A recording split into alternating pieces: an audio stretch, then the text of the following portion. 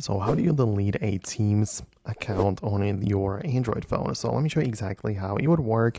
If it's your first time in here, subscribe so you never miss anything important. So when you open up the Teams app, you have the ability to see if you are signed in or not. Like obviously if you are, then you'll see the meeting history and have the ability to create your own one or whatever. But when you are signed in, you're going to tap on your account in at the top left corner and go to your settings.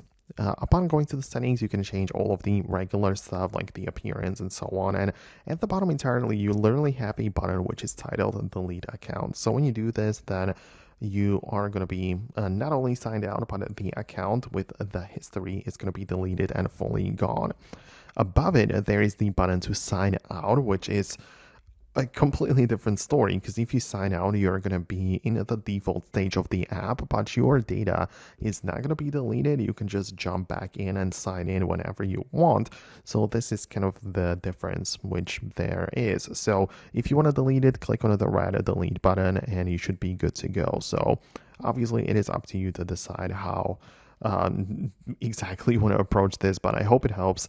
Let me know if you found what you needed. Thanks a lot for watching and stick until the end. And if you are like these types of quick, straight to the point tutorials, then subscribe for more so you don't miss future ones. So thanks a lot and I'll see you later.